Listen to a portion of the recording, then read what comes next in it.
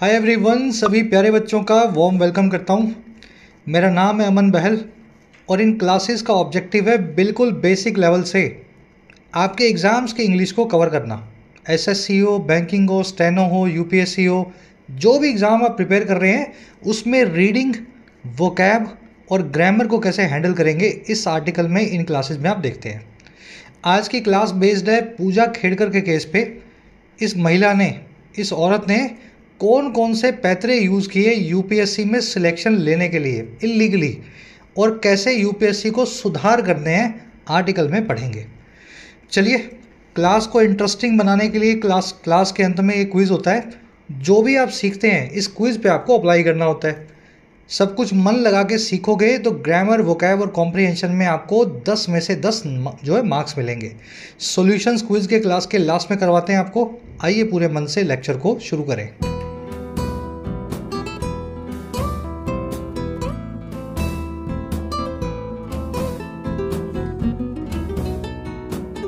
Alright, कह रहे जी a case of axes.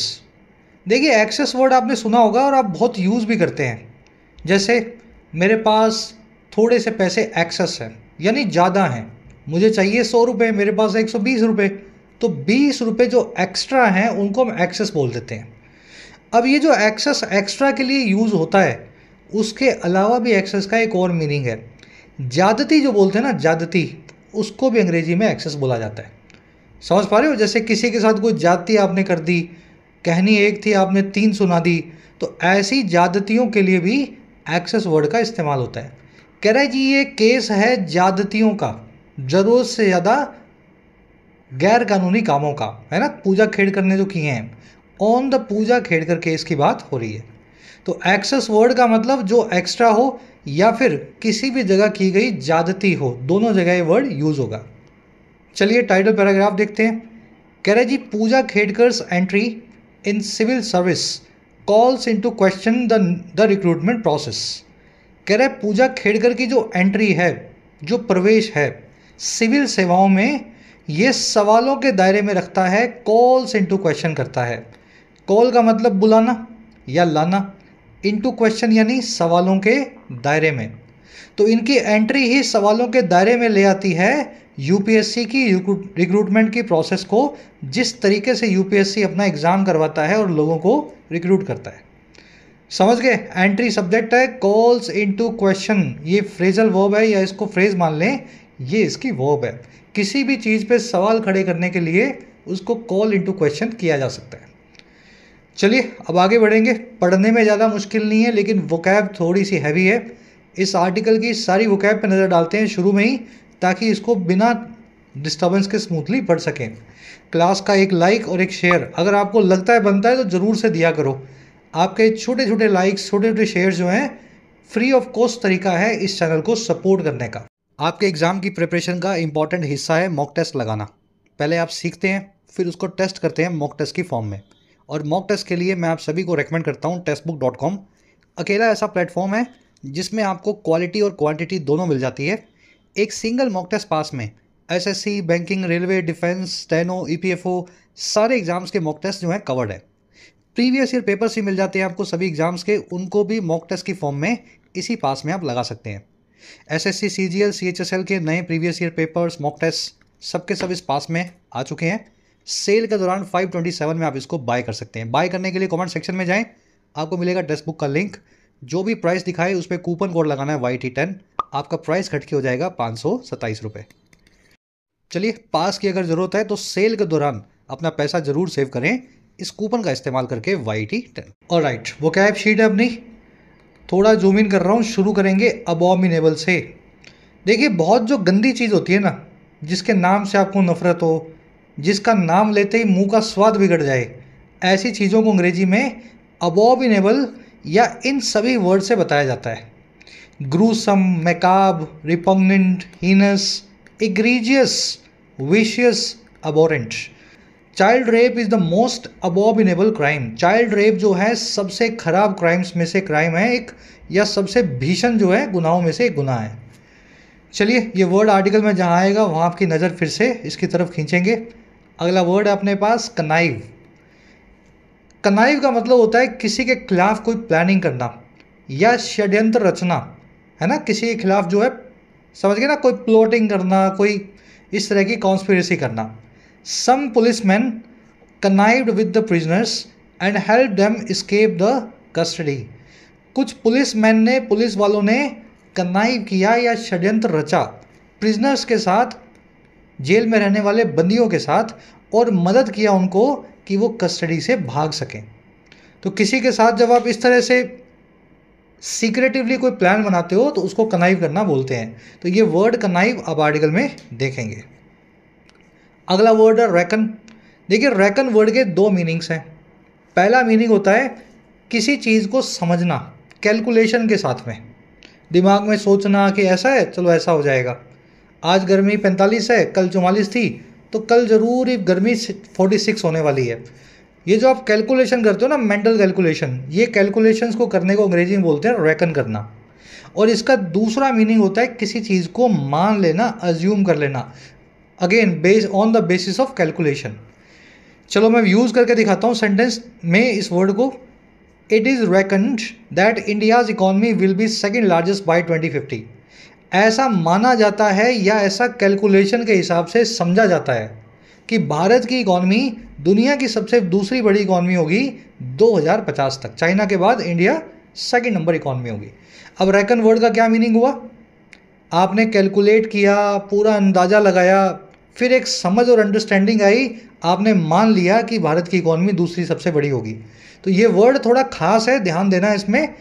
Calculation और लॉजिक के साथ जब कोई चीज़ आप समझते हैं वो रेकन करना होता है। अगला वर्ड है एक्स्ट्रावेजेंट। देखिए एक्स्ट्रावेजेंट वो आदमी है जो बहुत ज़्यादा खर्चीला है, एक की जगह 5 खर्च करने वाला, रेकलेसली वेस्टफुल। और इसी का एक सिनोनिम होता है फ्लैम्बॉयंट। फ्लैम्बॉयंट आदमी ज़रूरी नहीं है खर्चीला हो, लेकिन ये ज़रूरत से ज़्यादा जो है ना शो ऑफ करने की कोशिश करेगा। कपड़े पहन लेगा अजीब से, है ना, कोई लड़की है तो बहुत छोटे कपड़े पहन लेगी, कोई लड़का है तो बहुत अजीब से कपड़े पहन लेगा, अजीब सा फैशन करेगा, है ना, लंबे बाल कर लेगा लड़का है तो, लड़की है तो कुछ, समझ पा रहे हो ना, मैं आपको देसी भाषा में एग्जांपल्स दे रहा हूँ। कुछ लोग जो दूसरों की नज़रों में आना चाहते हैं अपने परिधान से, बातों से, बॉडी लैंग्वेज से, ऐसे लोगों को फ्लैम्बॉयंट बोला जाता है। कभी कभी ये खर्चा करके भी दूसरों की नज़र में आने की कोशिश करते हैं, तब ये बन जाते हैं extravagant. Mister Mallya, now a financial fugitive in India, has always been an extravagant और flamboyant Epicurean। विजय माल्या जो है, जो एक फाइनेंशियल भगोड़ा है भारत में, फाइनेंशियल फ्यूजिटिव है, वो हमेशा से ही एक एपिक्यूरियन रहा है। एपिक्यूरियन यानी जिसको स्वाद आए चीज़ों में, सुख सुविधाओं में जिसका मजा आए, है ना, भोगने में जिसको मजा आए, भोगी बोलते हैं एपिक्यूरियन को। और एक्स्ट्रावेगेंट का मतलब होता है खर्चीला। तो वो खर्चीले तौर पे बड़ा भोगी आदमी रहा है, उसको मज़ा आता है इन चीज़ों में। कैलेंडर ले लिया, बियर खोल ली, है ना, एयरलाइन चला ली, इस तरह के काम करना। तो फ्लैम्बॉयंट वर्ड के मायने आप समझ चुके होंगे, तड़कीला भड़कीला आदमी होता है फ्लैम्बॉयंट। चलिए लास्ट वर्ड है अपने पास एबरेशन। एबरेशन को हिंदी में बोल सकते हैं अपवाद। एक्सेप्शन नाम के वर्ड से आप इसको बता सकते हैं। In orthodox societies unmarried women are seen as aberration. दकियानूसी समाजों में कुंवारी औरतें या अविवाहित महिलाएं अपवाद की तरह देखी जाती हैं, एबरेशन समझी जाती हैं। अनॉमली, अबनॉर्मलिटी, सभी इसके सिनोनिम्स हैं। You will see the word aberration in the article today. चलिए 5 वर्ड्स हो गए। अब जहाँ ये वर्ड्स आएंगे वहाँ आपका हो जाएगा रिवीजन। क्लासेस में रेगुलर रहा करो। अगेन मैं बोल रहा हूँ, मेरी क्लास में रेगुलर रहने को नहीं बोल रहा हूँ मैं, जिससे समझ में आता है उस टीचर की क्लास ले लो। 2-3 महीने की रीडिंग अच्छे से करोगे तभी एग्ज़ाम्स के लिए आप, है ना, एलिजिबल होते हो। मान लो सेंटेंस ही समझ में नहीं आ रहा तो कितने एग्ज़ाम दे लो आप, इंग्लिश का पोर्शन हमेशा आपका मजबूरी में निकलेगा। चलिए एक समरी आपको आर्टिकल की देंगे। समरी ये है कि आर्टिकल में आपको बताएगा पूजा खेड़कर ने क्या क्या किया। ये सर्टिफिकेट फर्जी बनवाया, वो सर्टिफिकेट फर्जी बनाया, अपने पिताजी के रुतबे का इस्तेमाल किया, कई जगह झूठ बोला, और अल्टीमेटली इनको यूपीएससी की कुर्सी मिल गई, आईएएस की नौकरी इनको मिल गई। और ये तो इन्होंने बेवकूफ़ी कर दी अपनी फ्लैम्बॉयंस की वजह से। आईएएस बन गई तो अपनी पता नहीं कौन सी गाड़ी थी, सेडान गाड़ी 10-12 लाख की, उस पर बत्ती लगा के घूम रही थी, जो कि सरकार की तरफ से अलाउड नहीं है ना, अपने चैम्बर्स की मांग कर रही थी। तो इन्होंने अपनी फ्लैम्बॉयंस की वजह से अपनी गलती को सबके सामने ले भी आई। अगर ये फ्लैम्बॉयंस नहीं दिखाती, चुपचाप नौकरी करती, तो ये करती भी रहती। हमारा आर्टिकल कह रहा है यही तो गलत है। अगर यूपीएससी की रिक्रूटमेंट प्रोसेस ऐसी है जिससे कोई भी इन्फ्लुएंशियल आदमी खेल करके यूपीएससी की कुर्सी ले ले, तो फिर तो ऐसे बहुत सारे लोग होंगे जो आज भी इसी तरीके से यूपीएससी को क्रैक किए हैं।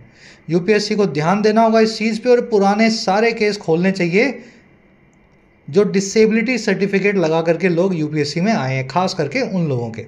आज के आर्टिकल की टोन है क्रिटिकल और साथ में स्केप्टिकल। क्रिटिकल में क्रिटिसाइज कर रहा है, आलोचना कर रहा है यूपीएससी के कामकाज की, और स्केप्टिकल के अंदर संदेह दिखा रहा है, अपना स्केप्टिसिज्म दिखा रहा है कि हो सकता है यूपीएससी में एक काम पहले से होता हो, इनको पता ही ना हो। ठीक है ना, वो पंजाबी में बोलते हैं ना सुत्ती पई सी, तो हो सकता है यूपीएससी सुत्ती पई सी, है ना। ऐसे कई लोग ऐसे काम करके निकल गए। चलो अब शुरू करते हैं आर्टिकल को। अगर नहीं समझ में आता पढ़ना तो जैसे मैं पढ़ रहा हूँ ना वैसे पढ़ने की कोशिश करो। कह रहा है even one egregious violation of the rule can cast shade on the entire process। कह रहा है यहाँ तक कि एक अगर बहुत ख़राब वायलेशन हो जाए, egregious यानी बहुत ख़राब, भीषण बोल सकते हैं इसको। कह रहा है एक भयंकर सी वायलेशन भी हो जाए, सिर्फ एक किसी भी रूल की, वो भी कास्ट कर सकती है शेड को, वो भी डाल सकती है एक परछाई को। कास्ट मतलब डालना, शेड मतलब परछाई, और परछाई किस पे? ऑन द एंटायर प्रोसेस, पूरी प्रोसेस पे। वायलेशन यानी उल्लंघन, वर्ब है इसकी can cast. Cast V1 V2 V3 same रखने वाली वर्ब है, आपको पता होगा। कास्ट शेड यानी परछाई डालना, काली परछाई डालना। इग्रीजियस यानी बहुत खराब, भीषण या भयंकर। कह रहा जी in what has emerged as the outlandish tale of Pooja Khedkar the multiple methods by which she stepped outside the law would be fantastic. कह रहा है जी इन वट, देखो इन वट वाली पूरी स्ट्रक्चर आपको करवाई हुई है अलग से एक क्लास में 5 मिनट की ली हुई है। इन वट का मतलब होता है एक ऐसी घटना में जो। अगर इन वट को मैं हिंदी में पूछूँ ना तो इन वट का मतलब क्या निकलेगा? एक ऐसी घटना में, एक ऐसे इवेंट में जो।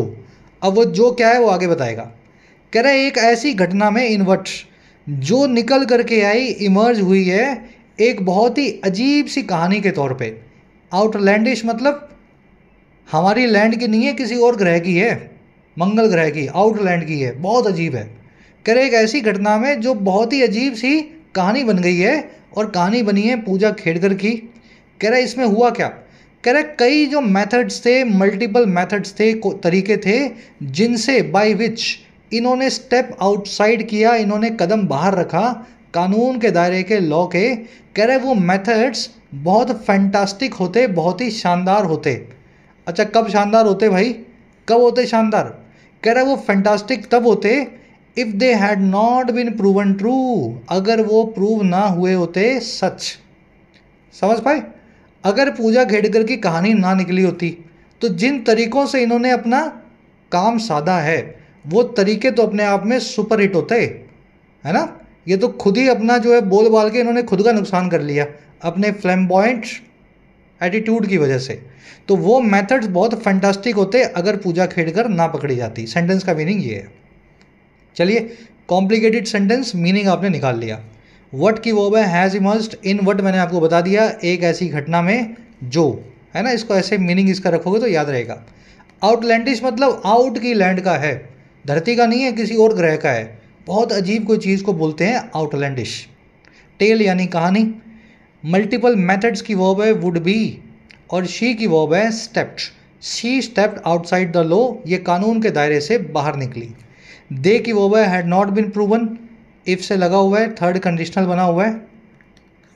अभी थोड़ा सा फ्लो बनाते हैं, मैं वापस आऊँगा, इस पूरे कॉन्सेप्ट को आपको ढंग से समझाऊंगा। चलिए कह रहा है जी however having pulled wool over the eyes of the entire union public service commission recruitment infrastructure by conniving and scheming it is seen to chilling for comfort. कह रहा है लेकिन मजाक की बात छोड़ो। कह रहा है जी पुल करने के बाद में वूल को, वूल मतलब ऊन, पुल मतलब खींचना। कह रहा है जी आंखों के सामने खींचने के बाद ओवर द आइज, इस ऊन को, इस वूल को, और आंखें किसकी? यूपीएससी के पूरे रिक्रूटमेंट सिस्टम की, इंफ्रास्ट्रक्चर की। पुल वूल ओवर द आइज का हिंदी मीनिंग होता है आंखों में धूल झोंकना। तो कह रहे हैं जी इस काम को करने के बाद, यूपीएससी की आंख में धूल झोंकने के बाद, और धूल कैसे झोंकी? कन्नाइव करके, षड्यंत्र रच के और स्कीमिंग करके, प्लॉटिंग करके, ये भी षड्यंत्र रचने को ही बोलते हैं। कह रहे हैं ये जो सीन बना है ना खेड़कर का, ये बहुत चिलिंग है, ये बहुत डराने वाला है कंफर्ट के हिसाब से अगर देखा जाए तो। मतलब इस सीन को सुन के, देख के, समझ के रोंगटे खड़े हो जाते हैं कि लाखों लोग हर साल लाखों रुपया लगा के यूपीएससी की तैयारी कर रहे हैं और ये मैडम यहाँ पे खेल कर रही है ना। तो एक अंदर से चिलिंग सेंसेशन आती है, आत्मा ठंडी हो जाती है सोच करके। समझ गया? इट की verb is a seen to chilling. To जब भी लगेगा नेगेटिव चीज़ों के लिए लगेगा, अगर पॉजिटिव चीज़ों के लिए लगाना है तो वेरी लगाओ। Very good, too good, very bad, too bad, है ना। कनाइव करना, किसी के सामने षड्यंत्र रचना। Pull wool over the eyes of someone, किसी की आंख में धूल झोंकना। हमारे लिए धूल है, अंग्रेज इसको ऊन बोल देते हैं, है ना, वूल कर देते हैं। चलो, कह रहे she claimed mental illness and visual impairment. इस बंदी ने क्लेम किया, पूजा खेड़कर ने, मेंटल इलनेस को, दिमागी बीमारियों को, और विजुअल इम्पेयरमेंट को, आंख से खराबी को। विजुअल यानी आंखों से देखा जा सके, इम्पेयरमेंट मतलब किसी प्रकार की डिसेबिलिटी। कह रहा है और क्या किया? फेक्ड कम्युनिटी सर्टिफिकेट, फेक किया अपना कम्युनिटी सर्टिफिकेट ओबीसी का। और क्या किया? Used a disability certificate to get chosen, use किया एक डिसेबिलिटी के, दिव्यांग के सर्टिफिकेट को चूज़ किए जाने के लिए, सिलेक्शन हो जो है लेने के लिए। और ये सारा काम कब किया इसने? इन्होंने सारा काम किया having scored a rank that would have otherwise put her out of the reckoning. ये सारा काम इन मैडम ने तब किया जब ये स्कोर कर चुकी थी ऐसे एक रैंक को जो कि अदरवाइज पुट कर देता। देखिए अदरवाइज मतलब किसी और कंडीशन में देखा जाए तो, इसमें नहीं, किसी और कंडीशन में। और वुड हैव पुट का मतलब है किसी को रखा होता। तो अदरवाइज इस रैंक ने पुट कर दिया होता हर को, पूजा खेड़कर को, रेकनिंग से बाहर, अकाउंटिंग से बाहर, हिसाब से बाहर। मतलब ऐसा रैंक था इनका कि यूपीएससी तो क्या, पता नहीं, समझ गए ना, कोई भी यूपीएससी की किसी भी सर्विस के आसपास भी नहीं आती अगर इस रैंक को लेकर के ये सही तरीके से चलती। हर तरीके से यूपीएससी से बाहर थी। तो ये सारा गंदा रैंक लाने के बाद इन्होंने ये सारे दांव पे चले। कभी बोला कि मैं पागल हूँ, कभी बोला कि मेरी आंखें ख़राब हैं, है ना, डिसेबिलिटी सर्टिफिकेट लगा दिया, अपना ओबीसी का सर्टिफिकेट कहीं से झूठा ले आई। तो ये सारे काम इन्होंने किए। शी आया मिस खेड़कर के लिए वो है इनकी तीन, पहली है क्लेम्ड, दूसरी है फेक्ड, तीसरी है यूज्ड। रैंक के लिए आया दैट, रैंक की वो, दैट की वो है वुड हैव पुट। रैकन करना, हिसाब लगाना, किसी चीज़ का अंदाज़ा लगाना। इससे दो फ्रेजल वर्ब्स बनती हैं या फ्रेज बनते हैं, moment of reckoning and a force to reckon with. दोनों अच्छे से करवाई हुई हैं आपको। आराम से वीडियो को पॉज करो और सोचो और कमेंट्स में डालना। मैं यहीं इसी क्लास में इन दोनों के मीनिंग करवा दूंगा आपको, जिन बच्चों को याद है कमेंट्स में डालना। Moment of reckoning, a force to reckon with. चलिए, अगर याद नहीं होता तो गूगल कर लिया करो, हमेशा दिमाग में रहेगा। कह रहा है जी meanwhile the hospital in Pune which issued her a disability certificate set it had certified a 7% locomotor disability. कह रहा है इसी बीच में जो हॉस्पिटल था पुणे का, वो हॉस्पिटल जिसने इशू किया था खेड़कर को एक डिसेबिलिटी का सर्टिफिकेट, दिव्यांग होने का सर्टिफिकेट, कह रहा है उस हॉस्पिटल ने ऐसा कहा, द हॉस्पिटल सेट, और क्या कहा कि इसने सर्टिफाई किया था 7% लोकोमोटर डिसेबिलिटी को। डिसेबिलिटी यानी अपाहिजपना, लोकोमोटर मतलब चलने फिरने का, ठीक है। लोकोमोटर मतलब आपकी चलना फिरना, उठना बैठना, ये सब मूवमेंट्स के अंदर आपको थोड़ा डिसेबिलिटी है, पर है कितना, सिर्फ 7%। तो ऐसा उन्होंने बोला। कह रहा and that would have been practically useless in gaining concessions. और कह रहा है ये चीज़ जो है ना, ये होती, वुड हैव बिन, व्यवहारिक तौर पे, प्रैक्टिकली, बिना किसी काम की, यूजलेस, किसी भी छूट को या कंसेशन को पाने के लिए। 7% डिसेबिलिटी पे कौन सी नौकरी मिलती है? कोई नहीं मिलती। 30%, 40%, 60-70% पे मिलती है। कह रहा है ऐसा क्यों? कह रहा है जी as a higher degree of disability was required to benefit, क्योंकि एक ज़्यादा बड़ा लेवल जो है, डिग्री जो है डिसेबिलिटी का, वो ज़रूरी था बेनिफिट्स को पाने के लिए। तो हॉस्पिटल ने भी बोल दिया हमने तो 7% का दिया था, इससे कोई यूपीएससी का सिलेक्शन नहीं होना चाहिए हमारे हिसाब से। हॉस्पिटल की वर्ब है सेड, विच आया हॉस्पिटल के लिए वर्ब है इसकी इशूड, इट आया हॉस्पिटल के लिए वर्ब है had certified, 7% locomotor disability, that की वर्ब है would have been, higher degree यानी हायर लेवल इसकी वर्ब है वॉज रिक्वायर्ड। करें जी considering how persons with a true disability must jump through hoops to merely get the disability certification.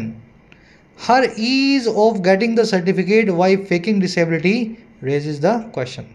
कह रहा जी consider करते हुए इस चीज़ को, ध्यान देते हुए इस बात पे, और कौन सी बात पे भाई, कि कैसे हाउ जो पर्सन्स होते हैं, लोग होते हैं, सच में किसी डिसेबिलिटी के साथ में, सच में किसी है ना दिव्यांग के साथ में, दिव्यांगजन जो होते हैं जिनके कुछ प्रॉब्लम है बॉडी के अंदर किसी भी बॉडी पार्ट में, कह रहे कैसे ये जो लोग हैं इनको जंप करना पड़ता है through hoops. Jump through hoops का मतलब होता है नाको चने चबाना। ये तोड़ के बताऊंगा फ्रेजल वर्ब्स, अभी इतना ध्यान कर लो कि कह रहा कैसे इन लोगों को नाको चने चबाने पड़ते हैं सिर्फ मेरली अपना ही सर्टिफिकेट पाने के लिए हॉस्पिटल से। कह रहा अगर इस चीज़ को गौर करें ना भारत में सिचुएशन को, तो कह रहा है इस बंदी का जो ईज था, जो आराम था गेट कर लेने का, पा लेने का इस सर्टिफिकेट को, और कैसे फेक करते हुए, झूठा जो है प्रिटेंड करते हुए, नाटक करते हुए डिसेबिलिटी को, 7% भी शायद नहीं थी इनकी, कह रहा कैसे इसको आराम से नाटक करते हुए अपने अपाइज पने का ये सर्टिफिकेट मिल गया। कह रहा है ये जो ईज है, ये जो आराम है ना, ये खड़ा करता है इस सवाल को, इस क्वेश्चन को। सवाल क्या है, कॉलम लगा के बता रहा है, the ease raises the question are some more equal than others, कि क्या हमारे देश में कुछ लोग दूसरों से ज़्यादा इक्वल हैं।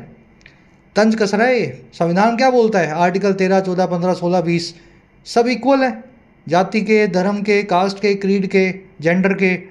तो कह रहे इसका मतलब तो यही है, सब तो इक्वल हैं लेकिन कुछ लोग ज़्यादा ही इक्वल हैं, इनका तो घर बैठे ही सर्टिफिकेट बन जाता है, सब कुछ हाथ पांव इनके सलामत होने के बावजूद। तो ये हंसी मजाक में पूछा हुआ एक ताना कसा हुआ सवाल है। मीनिंग समझ गए। पर्सन्स की वर्ब है मस्ट जंप थ्रू हूप्स।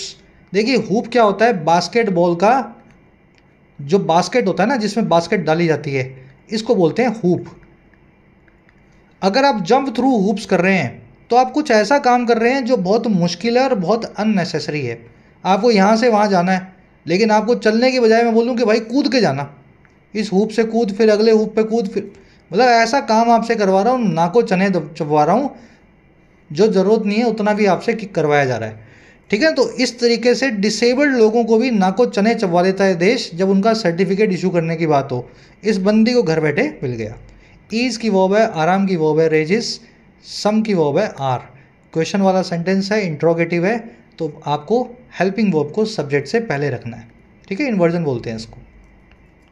कह रहा है she milked the privilege stemming from her father's position in the civil services. कह रहा है इस बंदी ने मिल्क किया। मिल्क करना यानी फ़ायदा लेना, एक्सप्लॉइट करना। जैसे गाय आपके हाथ लग गई तो रोज़ उसका दूध निकालोगे ना, मिल्क करोगे उसको। कह रहा है इन्होंने भी गाय की तरह, दुधारू गाय की तरह दूध निकाला उस प्रिविलेज का, उन अधिकारों का जो स्टेम फ्रॉम हुए थे, जो ओरिजिनेट फ्रॉम हुए थे, और कहाँ से, उसके पिताजी की पोजीशन से, रुतबे से, और जो थी सिविल सर्विसेज में। और इन्होंने इसका मिल्क क्यों किया, इस दुधारू गाय का फ़ायदा क्यों उठाया अपने पिताजी के रुतबे का। To commandeer a series of benefits. Commandeer करने के लिए, कब्जाने के लिए एक श्रृंखला को, एक सीरीज को, बेनिफिट्स की, फ़ायदों की, that she might have otherwise had no access to. और ये वही बेनिफिट्स हैं जिनका उसके पास किसी और केस में अदरवाइज कोई एक्सेस ना होता। आई बात समझ में। पिताजी की सिविल सर्वेंट होने की पोजीशन का इन्होंने खूब अच्छे से फ़ायदा उठाया और सारे वो बेनिफिट्स कब्जा लिए जो आम आदमी की बस में नहीं होते। शी की वर्ब है मिल्क्ड, मिल्क करना, अगेन दुधारू गाय की तरह किसी चीज़ का फ़ायदा लेना।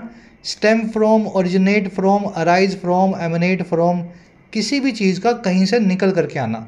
ये सारी प्रिविलेज निकल करके आई हैं इनके पिताजी की पोजीशन से, रुतबे से, जो सिविल सर्विसेज में था।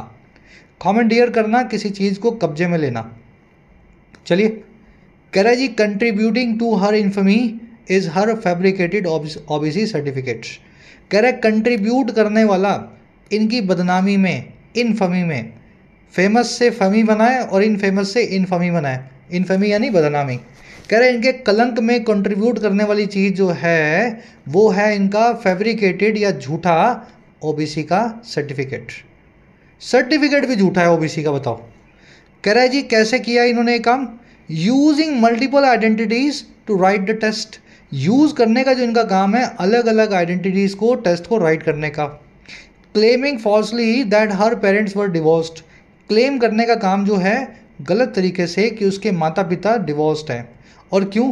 To overcome the creamy layer exclusion criteria, ताकि ये ओवरकम कर सकें, फतह पा सकें, जीत सकें क्रीमी लेयर के एक्सक्लूजन के क्राइटेरिया को, क्रीमी लेयर को बाहर निकाले जाने के क्राइटेरिया को। आई बात समझ में? चलो ओबीसी सर्टिफिकेट जो है, एक सेकेंड,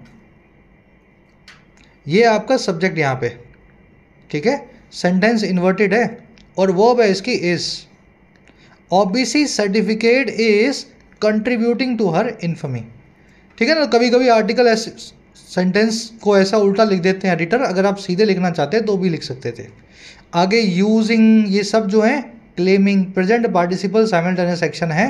जब ये ओबीसी सर्टिफिकेट कंट्रीब्यूट कर रहा था इनकी बदनामी में, तब ये यूज़ कर रही थी मल्टीपल आइडेंटिटीज़ को और ये दावा ठोक रही थी गलत तरीके से कि इसके माता पिता डिवोर्स थे। चलिए समझ में आ रहे हैं सेंटेंस सारे? कह रहा है the scarier fact is that none of this would have come to light had Khedkar not indulge flamboyantly in perks not assign to her station as a probationer. कह रहा है जी डराने वाला फैक्ट तो ये है कि इनमें से कोई भी गलत चीज़ जो है, नन ऑफ दिस, ये लाइट में आई होती, none of this would have come to light, light में आना यानी सबके सामने आता, इनमें से कोई भी चीज़ सबके सामने ना आई होती अगर खेडकर इंडल्ज ना की होती। Had Khedkar not indulge, indulge करना यानी किसी चीज़ में लिप्त होना। अगर खेडकर जो है लिप्त ना होती, भड़कीले ढंग से, फ्लैम्बॉयड तरीके से उन पर्क्स को लेने में, उन फ़ायदों को उठाने में जो असाइंड ही नहीं थी खेडकर को उनके ड्यूटी के स्टेशन पे प्रोबेशन के दौरान। भैया आप जब बन जाओगे किसी जिला कलेक्टर, एसडीएम वेसडीएम, जहाँ बनोगे वहाँ मिल जाएंगे फ़ायदे। अभी प्रोबेशन है, 2 साल की ट्रेनिंग है, उसमें कुछ नहीं मिलेगा आपको। तो अगर इन्होंने गलत तरीके से, भड़कीले ढंग से ये सारी चीज़ें ना मांग की होती तो इनके कच्चे चीटे कभी भी ना खुलते। ये है स्केरी करने वाला, डराने वाला फैक्ट। अब ये कौन कौन से फ़ायदे थे जो मैडम ने मांगे? मैडम के फ़ायदे ये थे जो मांगे इन्होंने, she installed a beacon on her private luxury sedan. इन्होंने इंस्टॉल कर दिया बेकन को, लाल बत्ती को। बेकन क्या होता है? लाल या नीली बत्ती, है ना, जो आप देखते हो वीआईपीज़ की गाड़ियों पे, अपने खुद की प्राइवेट लग्जरी सेडान पे। और क्या किया? And illegally stuck a Maharashtra government sticker on it, और इलीगल तरीके से इस पर लगा दिया महाराष्ट्र गवर्नमेंट का स्टिकर गाड़ी के ऊपर। तो ये दोनों काम इन्होंने किए। शी की वो इंस्टॉल्ड, लाल बत्ती लगा दी, और स्टक करना यानी चिपका देना, स्टिक की थर्ड फॉर्म है या सेकंड फॉर्म है स्टक। सेंटेंस समझ में आया? ये जो हैड से आप देख रहे हो ना, थोड़ा आपको कन्फ्यूजन होगा, ये थर्ड कंडीशनल ही है जो आज आपको कॉन्सेप्ट सिखाऊंगा, उसकी है ऑल्टरनेटिव फॉर्म, ठीक है। ये इफ़ खेडकर हैड नॉट इंडल्स्ड को आपने लिखा हुआ है हैड खेडकर नॉट इंडल्स्ड। अभी देखते हैं इसको डिटेल में। फ्लैम्बॉयडली, भड़कीले तरीके से, इंडल्ज करना, किसी काम में इन्वॉल्व होना, लिप्त होना। कह रहा है she will soon receive an order cancelling her candidature. कह रहा है ये बंदी सून ही रिसीव करेंगी, मिस खेडकर, एक ऑर्डर को जो उनकी योग्यता को, कैंडिडेचर को, है ना, कैंसिल करेगा, यानी इनको यूपीएससी से और सिलेक्शन से बाहर निकाल दिया जाएगा। ऑर्डर इनका तैयार हो रहा है। चलो अब ग्रामर कॉन्सेप्ट है, फटाफट उसको देखेंगे। खुले दिमाग से समझना। थोड़ा बहुत कंडीशनल जिन बच्चों ने समझे हुए हैं उनके लिए आसान होगा, नहीं तो कंडीशनल की क्लास कर लेना भाई, बेसिक्स में करवाई हुई है। थर्ड कंडीशनल जो है, अगर ऐसा हुआ होता तो ऐसा हो जाता, इस थर्ड कंडीशनल को इंग्लिश में कैसे लिखा जाए? देखिए इसकी रेगुलर फॉर्म होती है इफ़ के साथ में पास्ट परफेक्ट टेंस, और अगले क्लोज में ऐसा हुआ होता, ऐसा हो जाता, इसके लिए आप लगाते हैं वुड, कुड, शुड या मे या माइट, हैव प्लस में वर्ब की थर्ड फॉर्म। एक्टिव में बिन नहीं आएगा, पैसिव में बिन भी आएगा। एक्टिव पैसिव में आपको नहीं करवा रहा हूँ, जिनको पता है उनको पता होगा। प्रेजेंट टेंस में जब आप पैसिव बनाते हैं तो बीच में बिन लगा देते हैं, परफेक्ट टेंस में, है ना। हैज़ प्लस में V3 active, has been plus में V3 पैसिव। चलो मैं बना के दिखाता हूँ practically. If she had not faked her certificate she would not have gotten job. अगर उस बंदी ने फेक ना किया होता अपने सर्टिफिकेट को, गलत सर्टिफिकेट ना बनाया होता, तो उसको ये जॉब ना मिलती। She would not have gotten job. Structure वही है थर्ड कंडीशनल की, हैड प्लस V3 लगी हुई है, हैड प्लस V3 लगी हुई है, देख रहे हो। और क्या बना हुआ है, पास्ट परफेक्ट टेंस बना हुआ है इफ़ के साथ में। इतना समझे। अगर उसने फेक ना किया होता, गलत ना बनाया होता अपना certificate, if she had not faked, और आगे क्या हुआ होता, आगे वाला बताया हुआ है वुड प्लस में हैव प्लस में V3 से she would not have gotten the job. तो पहली चीज़ तो ये समझनी है कि ये रेगुलर स्ट्रक्चर को चेंज किया जा सकता है ऑल्टरनेटिव स्ट्रक्चर में, और मैं आपको चेंज करके यहीं दिखा देता हूँ। ऑल्टरनेटिव स्ट्रक्चर बनाते हुए आपको क्या करना है जी, आपको इस इफ़ को देना है यहाँ से निकाल दिया, और इस हैड को उठा के ले आना है शुरू में, बस इतना सा काम करना है। Had she not faked her certificate she would not have gotten the job. इतना समझ गए। दोनों स्ट्रक्चर सही हैं, पहली भी जो है वो रेगुलर है, दूसरी वाली जो है इफ़ निकाल के वो ऑल्टरनेटिव है। तो ये कॉन्सेप्ट अगर आप समझे तो ये सेंटेंस आपको यहाँ से समझ में आ गया होगा। कौन सा वाला, ध्यान से देखना। द स्केरियर फैक्ट इज, ये छोड़ दो दैट से, इसके आगे का पढ़ो। None of this would have come to light had Khedkar not indulged flamboyantly. समझ रहे हो, ये हैड वाला बाद में लिख दिया हमने, बात वही है। Had Khedkar not indulged flamboyantly none of this would have come to light. तो ये आपने स्ट्रक्चर को समझा, ऑल्टरनेटिव और रेगुलर स्ट्रक्चर को। अब देखो दिक्कत ये है कि अगर इस तरीके से चलें तो यहाँ भी वही होना चाहिए था। यहाँ पे थर्ड कंडीशनल को यूज़ किया गया है, रेगुलर स्ट्रक्चर में यूज़ किया गया है, इफ़ के साथ में हैड और V3 का इस्तेमाल हुआ है, देख रहे हो, हैड प्लस में V3, पैसिव लगा हुआ है, बिन लगा हुआ है। लेकिन आप ध्यान से देखो वुड के साथ में V3 नहीं आ रही ना। तो ये आ गया कॉन्सेप्ट नंबर 2। कभी कभी थर्ड कंडीशनल में वुड के साथ में विन और V3 नहीं आएगा, और इसकी निशानी कब होगी, इसकी निशानी तब होगी जी सेंटेंस में अगर नाउ, एट प्रेजेंट, टुडे ऐसे वर्ड्स का इस्तेमाल हुआ है। देखो ध्यान से, if she had not faked her certificate she would not have been in job today. अगर उसने अपना सर्टिफिकेट ना फेक किया होता तो वो आज, टुडे, आज इस जॉब में ना होती। देखो ना होती तो पुरानी बात है पास्ट की, लेकिन मैं बात कर रहा हूँ आज ना होती। समझ पा रहे हो मेरी बात को। टुडे लगने से मामला बिगड़ गया, थर्ड कंडीशनल टूट गया, और टूटने की वजह से क्या हुआ, टुडे लगने की वजह से मुझे इस पास्ट को प्रेजेंट में चेंज कर देना है, और वुड नॉट हैव बीन को मुझे लिखना पड़ेगा हैव निकाल के, वुड नॉट बी। तो ये थर्ड कंडीशनल को मिक्स्ड कंडीशनल बनाया जाता है जब today, right now, at present, currently, in this moment ऐसे वर्ड्स थर्ड कंडीशनल में एडेड हों। कॉन्सेप्ट थोड़ा भारी है, कोशिश की है 5 मिनट में समझाने की, अलग से इस पे आधे घंटे की वीडियो हो चुकी है, बेसिक्स में डाल दी गई है, यहाँ भी डाल देता हूँ थर्ड कंडीशनल का ऑल्टरनेटिव फॉर्म। भाई थोड़ी मेहनत करनी पड़ेगी, ये सब कुछ लॉजिकली सीखा जा सकता है, बस आपको ये समझाना चाह रहा हूँ। आपके घर कोई नहीं आएगा आपको उठा करके सिखाए, सब कुछ रखा हुआ है यूट्यूब पे, थोड़ा सा मेहनत करोगे ये सारी चीज़ें लॉजिकली मिल जाएंगी। और जिन बच्चों ने सीखा हुआ है आज उनका हो गया रिवीजन। लास्ट सेंटेंस आपको दे रहा हूँ एज होमवर्क, आराम से इसको देखो। इसको आपको ऑल्टरनेटिव फॉर्म में चेंज करना है और करेक्शन करनी है, ध्यान दे लेना। यहाँ पे हमने वर्ड यूज़ किया हुआ है नाउ, ठीक है। एरर भी दूर करनी है और इसमें से इफ़ को भी निकालना है। थोड़ा चैलेंजिंग है, कोशिश करो, कमेंट सेक्शन में आंसर डालना, सही होगा गलत होगा बताएंगे। चलो बढ़ेंगे आगे, नेक्स्ट पैराग्राफ पे आ जाओ। मेरे को पता आज थोड़ी हैवी हो रही है ना ग्रामर, कोई बात नहीं। Karaji, it has admittedly not been a good year for qualification examination in the country. Karaji admit किए जाने वाले तौर पे, माने जा सकने वाले तौर पे ये नहीं रहा है, इट हैज़ नॉट बिन, एक अच्छा साल क्वालिफिकेशन एग्जामिनेशंस के लिए कंट्री में। और कैसे नहीं रहा, विद लगा के बता रहा है, with controversies dogging medical admissions with NEET UG, NEET PG and common university entrance exam CUT for admission into central universities. कह रहे जी ये सारा काम हो रहा है कंट्रोवर्सीज़ के डॉग करने के साथ ही या परेशान करने के साथ ही। कंट्रोवर्सीज परेशान कर रही हैं। किन को? इन सारे एग्ज़ाम्स को, नीट यूजी पीजी को और सीयूटी एग्ज़ाम को, जो इस चीज़ के लिए करवाया जाता है। तो हर एग्ज़ाम में कोई कंट्रोवर्सी है, इसलिए माना जा सकता है ये साल अच्छा साल नहीं था एग्ज़ाम्स के लिहाज से।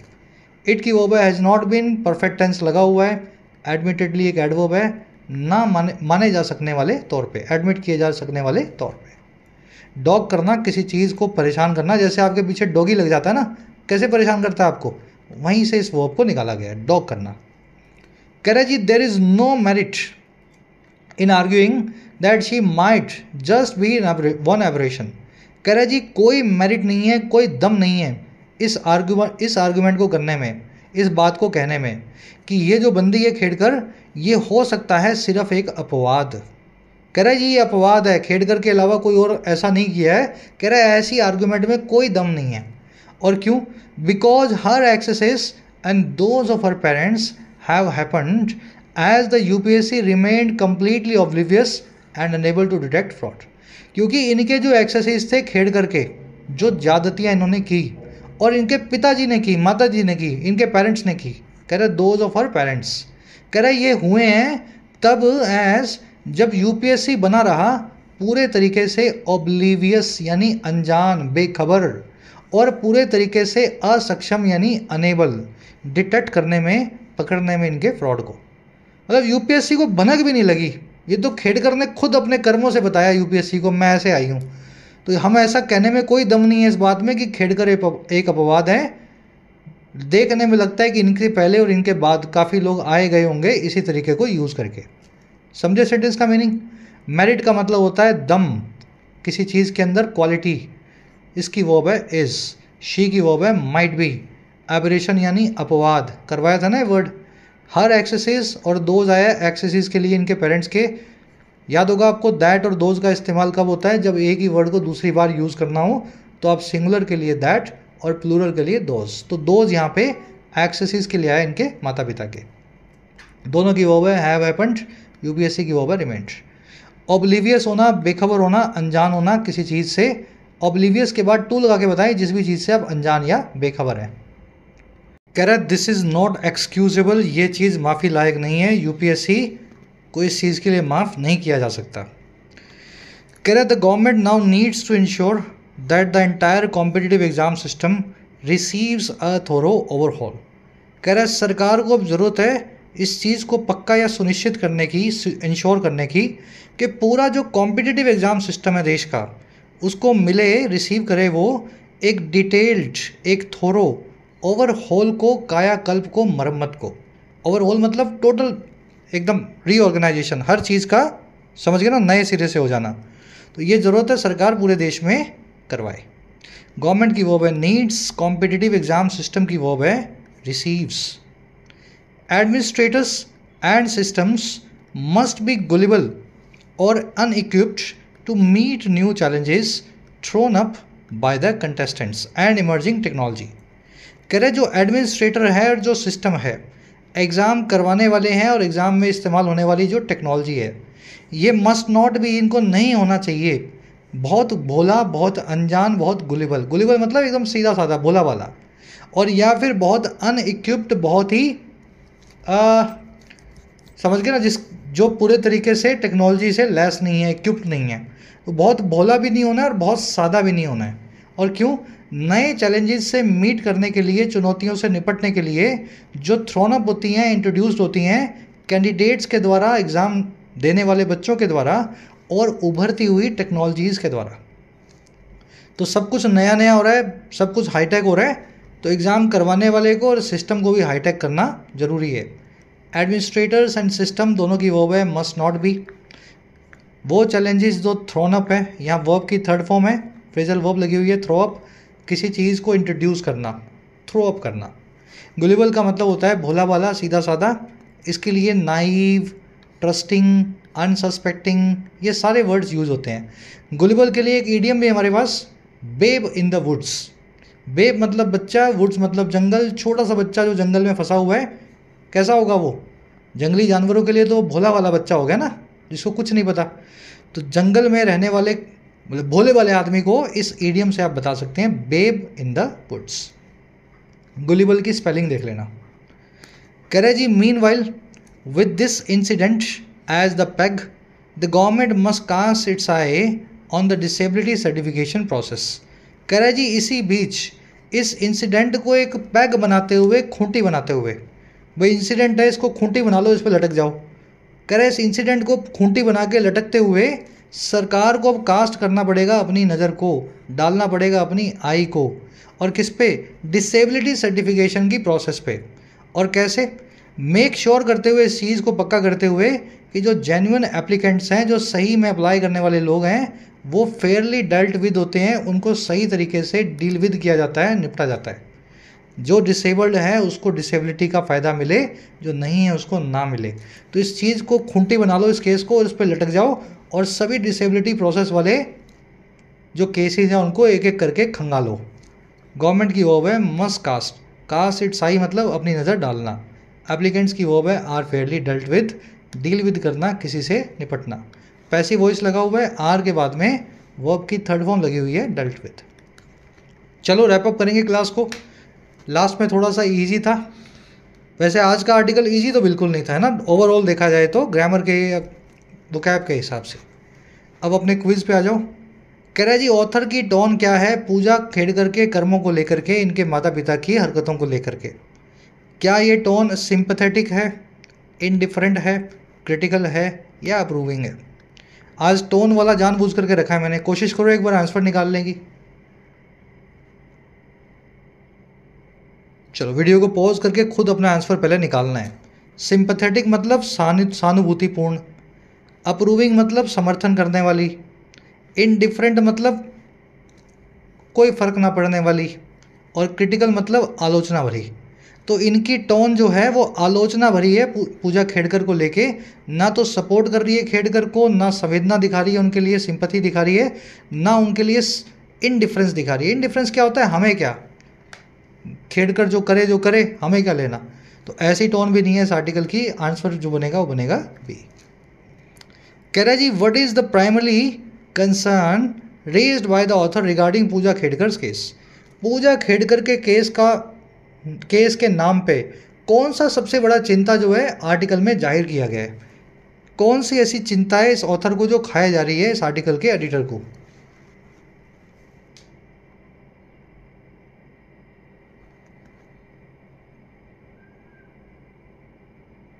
चिंता यही है, fairness of civil service recruitment process.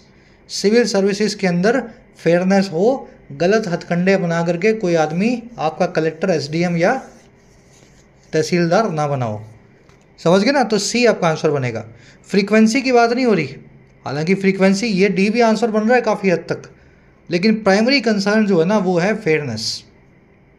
चलिए, पुल वूल ओवर द आइस, इस सेकंड वाले में सी और डी दोनों आंसर बन रहे हैं, ऐसा समझ लो आप दोनों में से जो आंसर बना लोगे वो बन जाएगा। एक्चुअली मैंने क्या दोनों बड़े क्लोज रख दिए, सी बनाऊंगा आंसर, वैसे डी भी बन सकता था इस केस में। चलो बीच में 5 क्वेश्चंस मिलेंगे वोकैब के।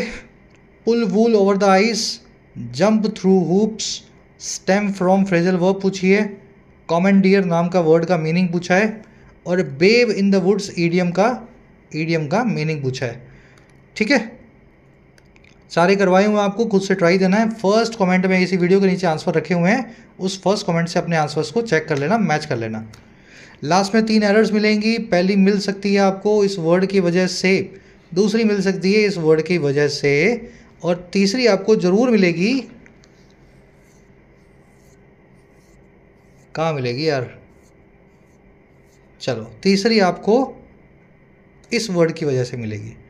अच्छा क्वेश्चन है, ट्राई दो और देख करके आंसर चेक करके बताना आउट ऑफ 10 कितने मार्क्स मिले, 2 मिले, 5 मिले, 10 मिले। क्लास कैसी लगी आज की?